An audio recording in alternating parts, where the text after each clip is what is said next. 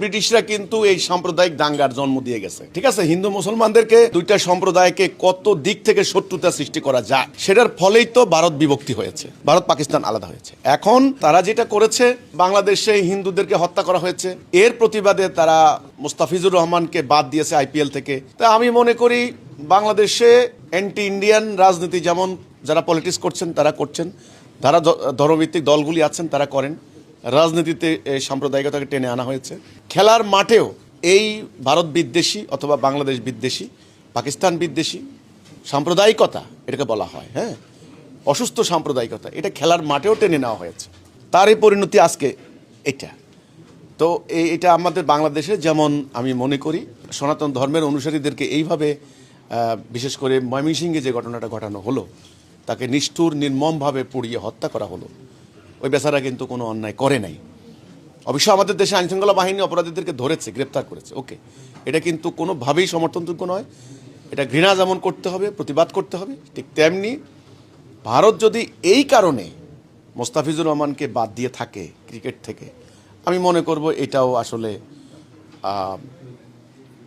ন্যায়সঙ্গত হয় নাই।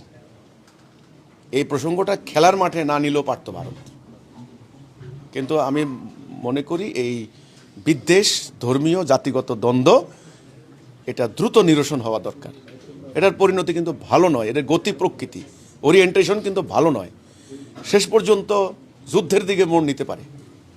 আমরা জানেন বাকযুদ্ধ মল্লযুদ্ধের রূপ নেয়, মল্লযুদ্ধ করার আগে বাকযুদ্ধ শুরু হয়, আমাদের গ্রামে গঞ্জেও কিন্তু হয়। আগে মুখে গালাগালি শুরু করে, তারপরে টেটা বল্লম শুরু করে, তারপর কোপানো শুরু করে, তারপরে ঘরের বাড়িতে আগুন লাগিয়ে দেয়। তো ইবলিস শয়তান তো এটাই করে। আমার একটা ভয় হচ্ছে, আশঙ্কা হচ্ছে যে এই ভারত বাংলাদেশ নিয়ে এই ধরনের একটা দ্বন্দ্ব লাগিয়ে দেওয়ার অবচেষ্টা চলছে, এটা বন্ধ হওয়া দরকার। জামায়াত ইসলামীর আমির ভারতের সাথে গোপনে কূটনৈতিকদের সাথে বৈঠক করেছেন আপনারা বলছেন। সাধারণত রাজনৈতিক কারণে জামায়াত ভারত বিরোধী রাজনীতি করে, কিন্তু জামায়াত কি বলেছে? জামায়াত বলেছে এটা গোপন বৈঠক ছিল না, জামায়াতের আমিরেই এর ব্যাখ্যা দিয়েছেন। জামায়াতের বক্তব্য আপনারা শুনতে হবে, একচেটিয়া তো সমালোচনা করলে হবে না। ইন্ডিয়া বৈঠক করতে আসছে কেন? জামাতকে ডাকছে তা করে? তো ইন্ডিয়ার এত কেন, তারা আসলো কেন? গোপন হোক আর প্রকাশ্য হোক, তারাই তো আসছে নাকি?